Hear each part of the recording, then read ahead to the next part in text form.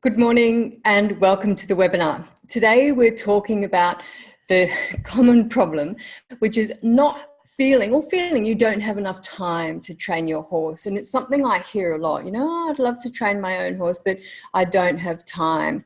And I think it's a bit of a myth, and I think perhaps we're approaching it in the wrong way. And I definitely think there's some things that we can do to help us with this dilemma.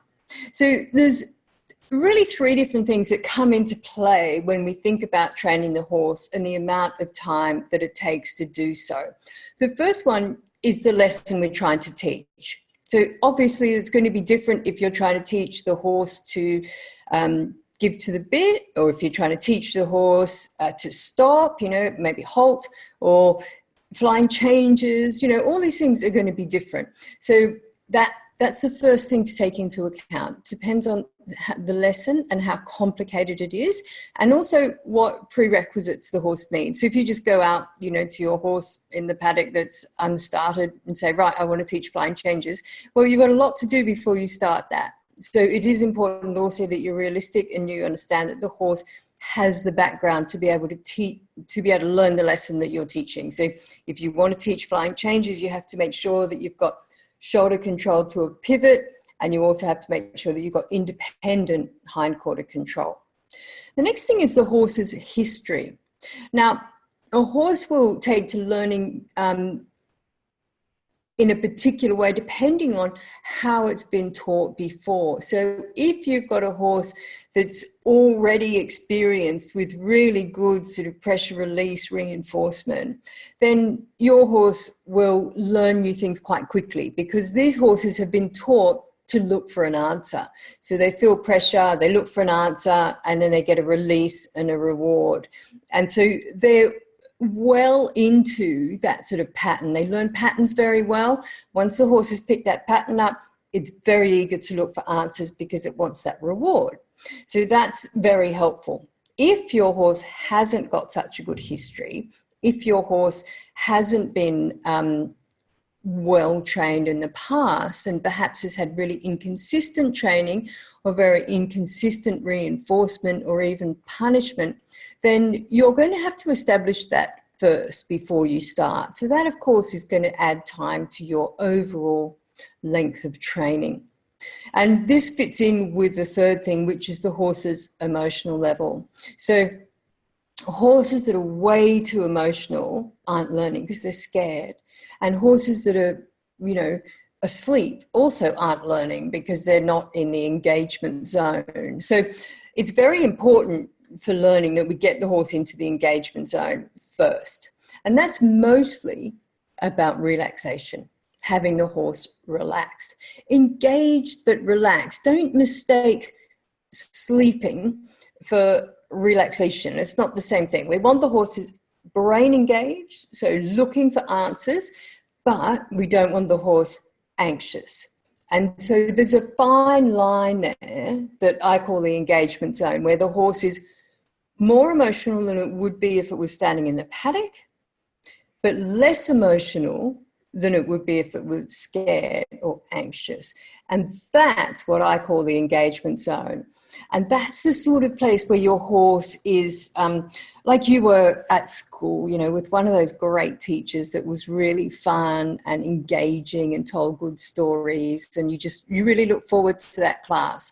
Whereas the class with the boring teacher that talk like this, and you were always just looking out the window and dreaming about something else, that's way below the engagement zone. And then you had the maths teacher who screamed and yelled and carried on, and that's way above the engagement zone. So we want to be that lovely teacher that gets the horse into the engagement zone.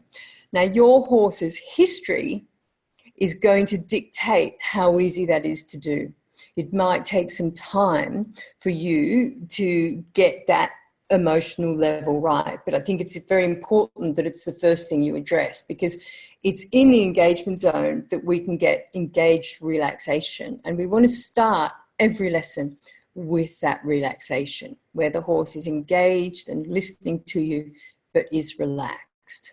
And so if your horse has been subjected to punishment, or let's say you've taken the horse into the round pen to teach a lesson, and this horse has been chased in the round pen before, the environment might be quite frightening for that horse. So its emotional level is going to be up here. So what we need to do is engage the horse with learning, give it something that it can do, give it an easy lesson, perhaps even remove it from the round pen at that early stage, and start to teach it proper pressure release. So that's the first thing, is to get the horse into the engagement zone. The next thing is to break the lesson down. So whatever you're teaching, it's very important that you know before you go out exactly what that is. So let's take trailer loading, for example, because a lot of people have trouble with trailer loading. And I think what happens is they overcomplicate it.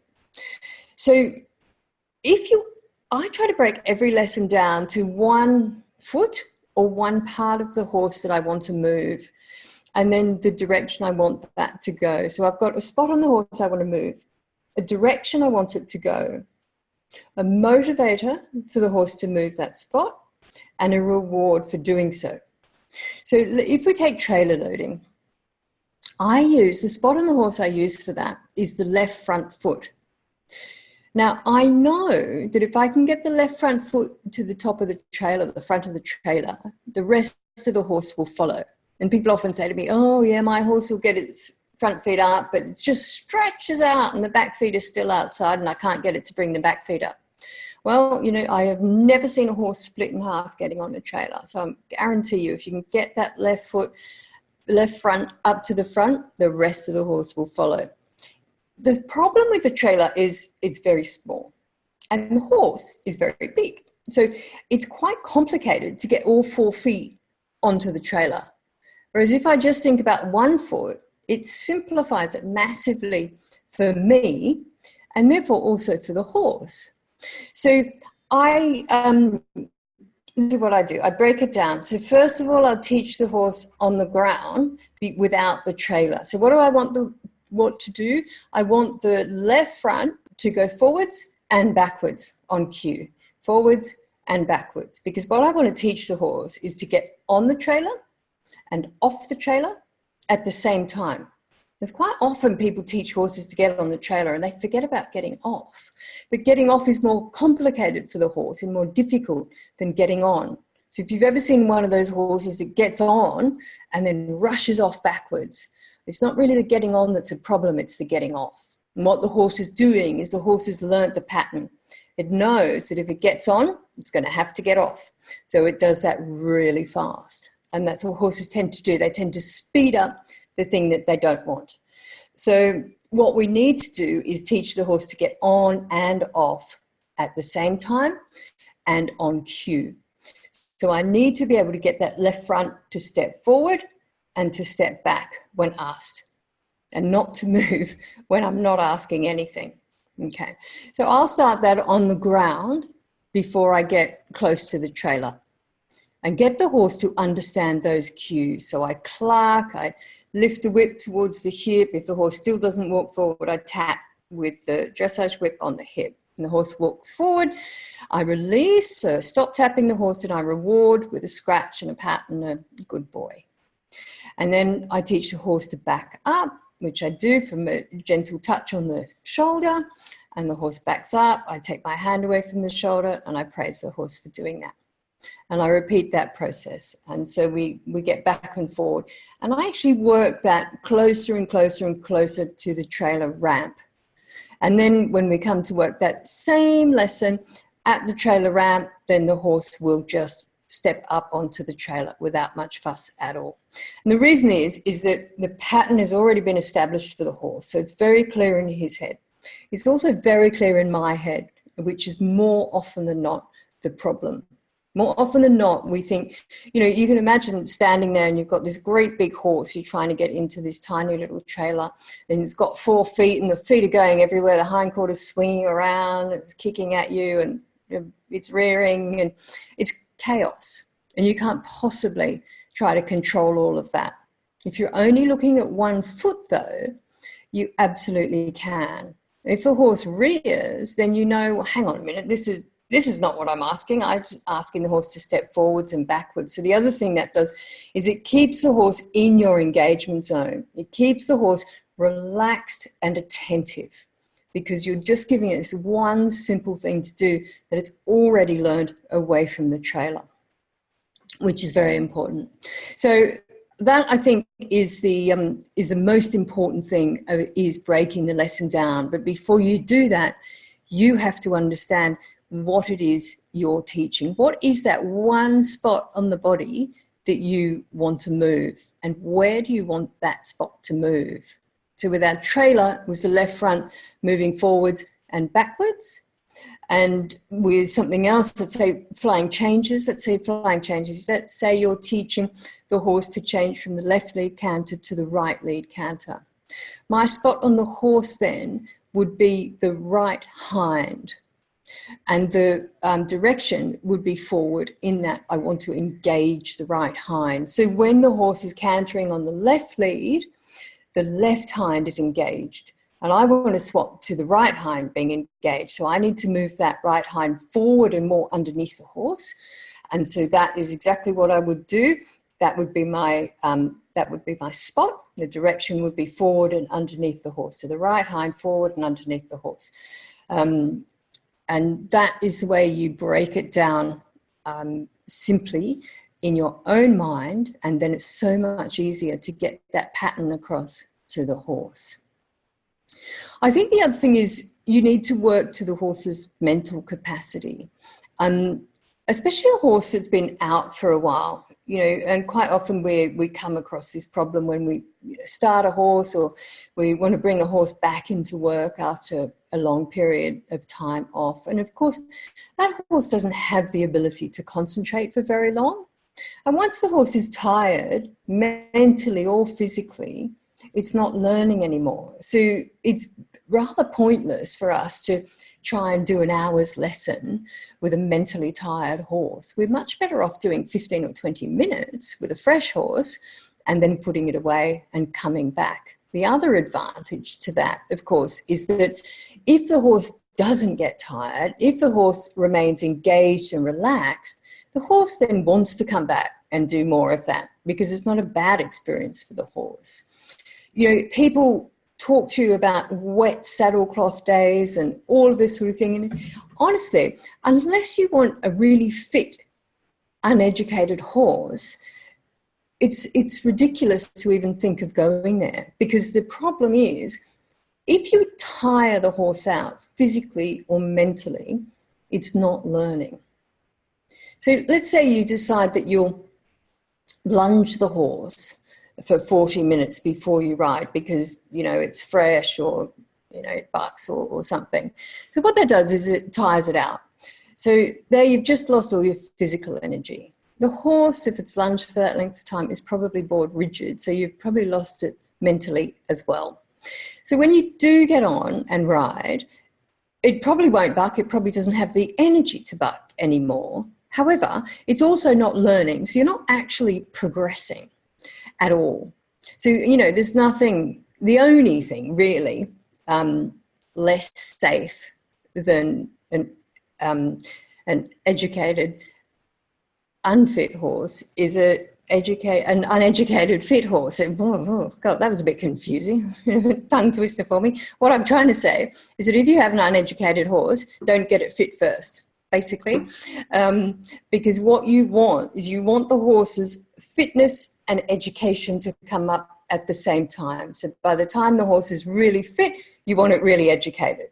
Yeah, because it's much safer and it's much better for the horse to work it in that way.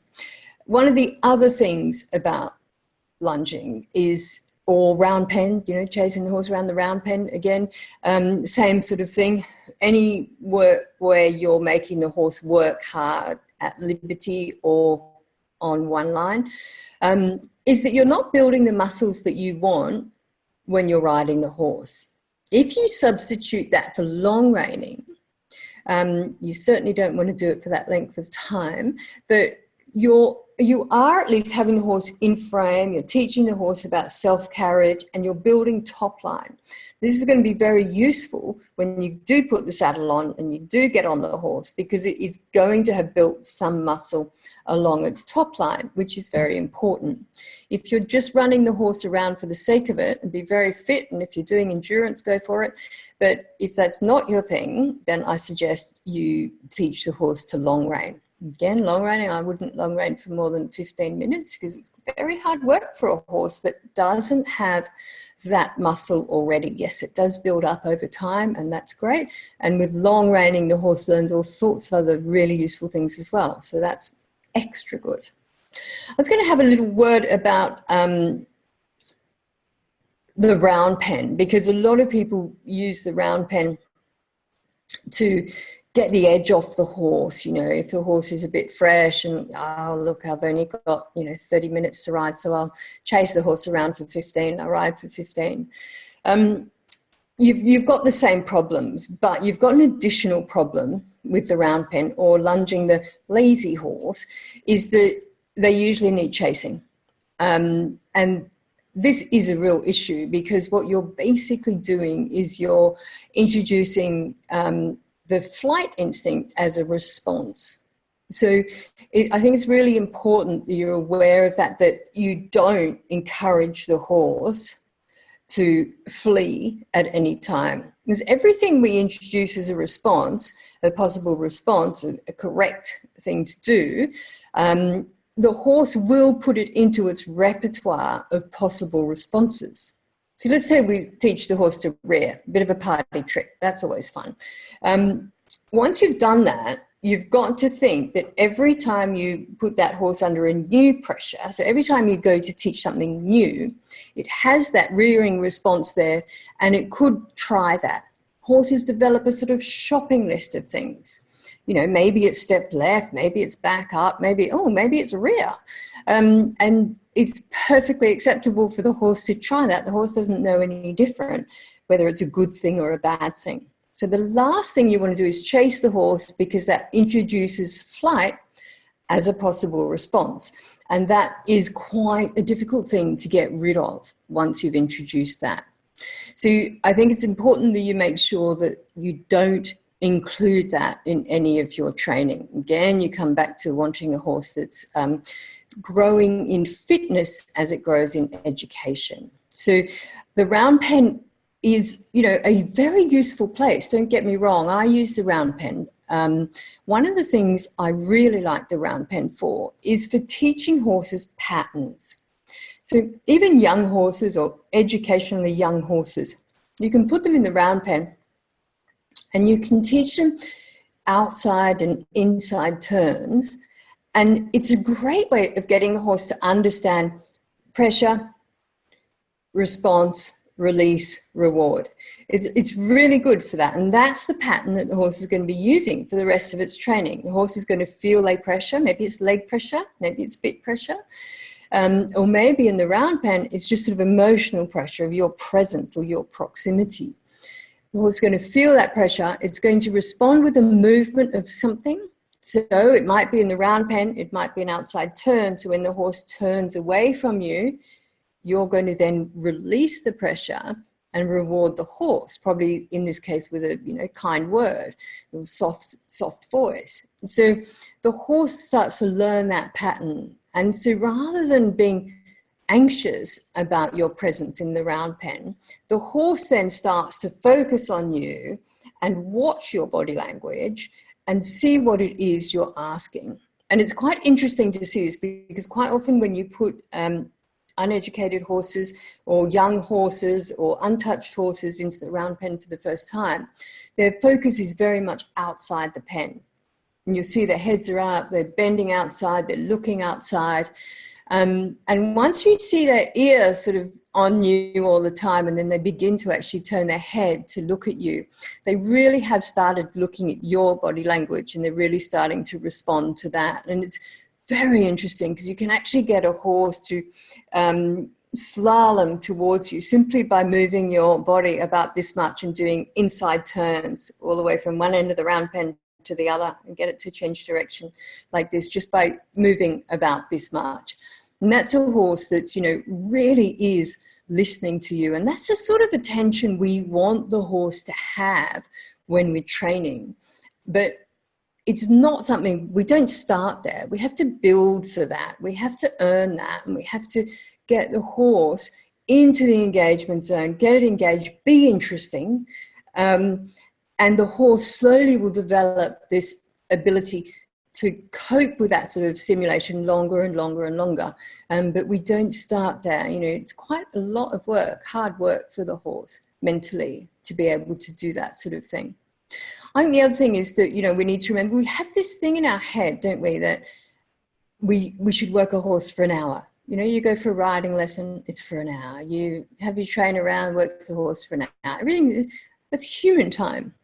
You know, horse time isn't an hour. And I find with educationally young horses, if you can do 15 minutes, 20 minutes, 3 times a week, I find that that works really well. If you've got a horse that you need to work intensively, let's say you know, only got a couple of weeks to get something accomplished, then I would work the horse for 15 or 20 minutes twice a day. I don't think there's any reason to have the horse sweating and all uncomfortable. We're really not trying to get the horse physically fit. At the moment, all we're working is this bit between the ears. You know, we really are. It's a very different thing from out muscling your horse. And I know, you know, some people do that and you can push the horse around. If the horse is small, you can push it around, but you're not actually teaching the horse good patterns at all. And I think it's really important that we concentrate on teaching the horse good patterns. And the building the top line muscle, I just want to come back to that because I think it is so important. And, you know, we're going to want to do things with the horse in these early stages of education that are useful, but also we're going to have to sort of help the horse with self-carriage, because self-carriage, you know, we often think about self-carriage, we think about this sort of picture in a dressage arena or something, but self-carriage isn't really about that. Self-carriage is doing what you've been asked to do until you're asked to do something else. So self-carriage might be in leading.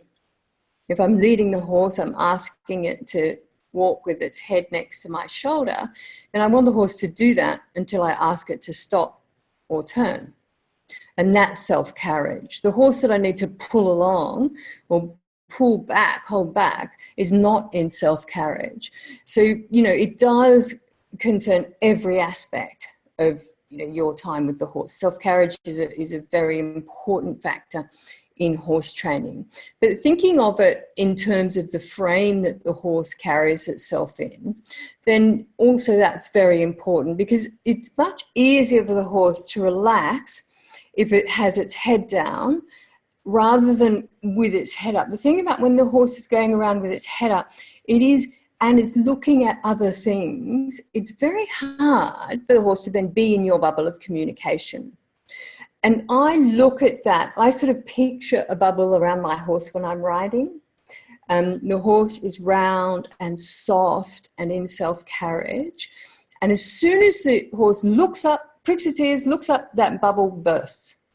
And so that is a sign for me to say, oh, okay, I need to get the horse back. I need the horse to relax and come back into my bubble. And that's what we're building when we're training the horse. So especially from these really early lessons, the horse is not able to stay in that bubble, not able to maintain that relaxation for long periods of time. So we need to build that up slowly over time. And you should expect the horse to burst the bubble, jump out of the bubble every now and then.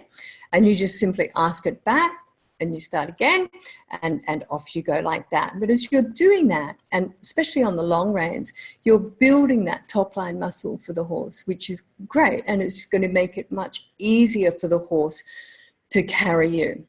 And for me, I'm not sure, you know, if you've got a horse that's already been started under saddle, so it's habituated to having a rider, I don't think it makes a great deal of difference to that horse whether you're riding it or you're on the ground. What the horse is learning is self-carriage, and just to do what it's asked to do until it's asked to do something else. So if I've said trot, I want the horse to trot in frame at that same tempo and same rhythm, same speed until I ask her to do something else.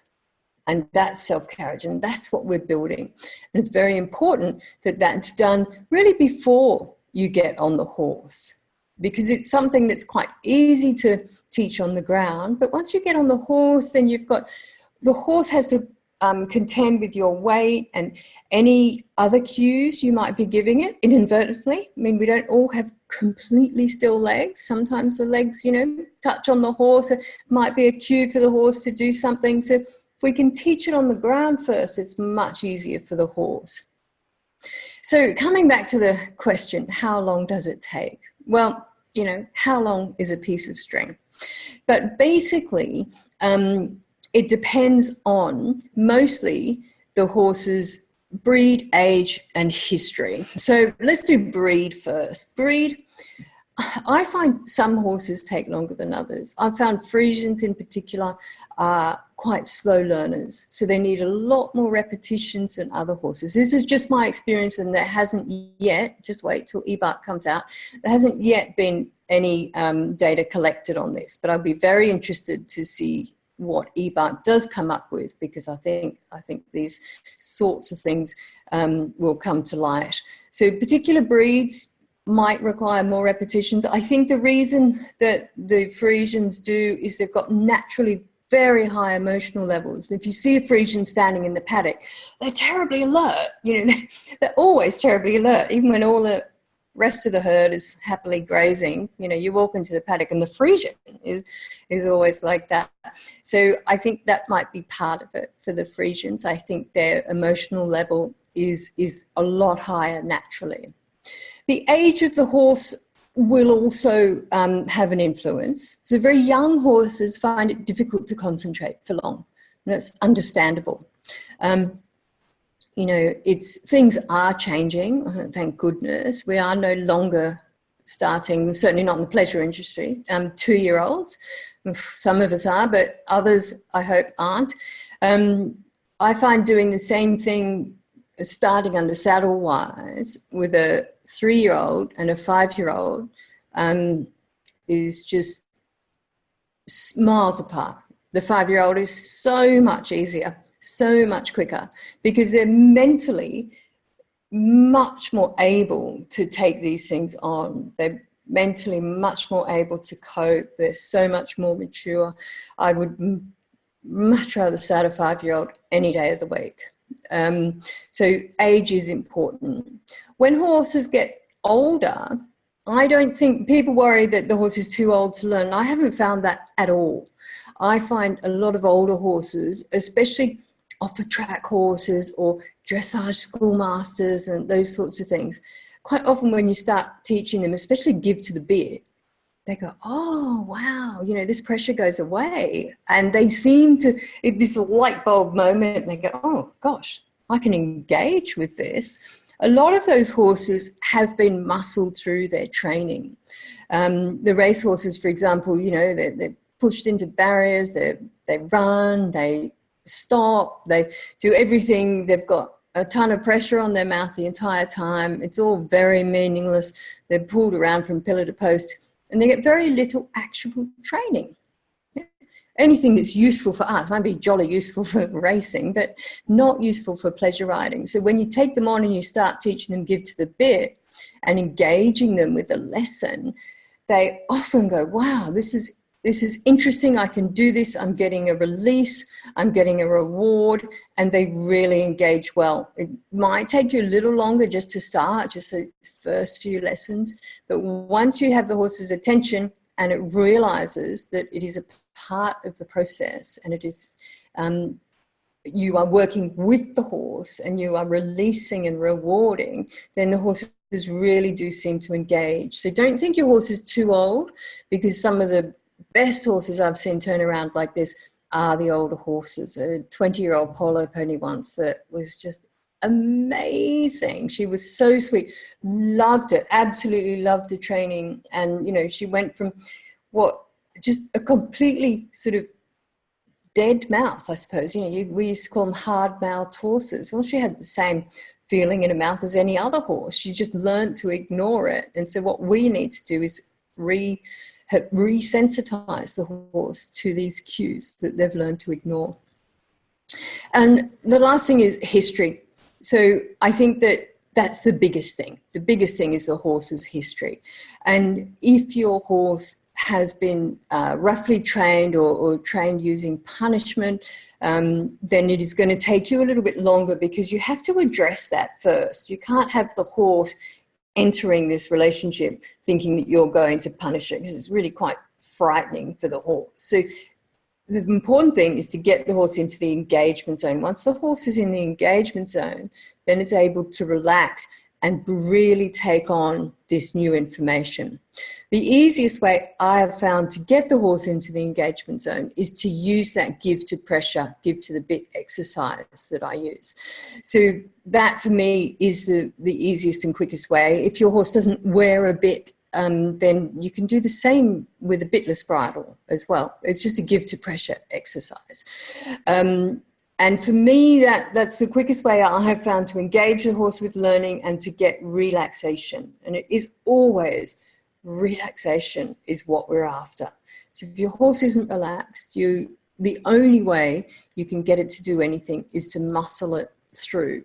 And it's not something we want to do, because when the horse is very emotional, you're left with nothing. You're left with absolutely nothing, because you can't muscle a very emotional horse through anything. And if you've chased the horse on the long reins or in the round pen and it gets very emotional, it's going to leave, because that's what it's been taught to do.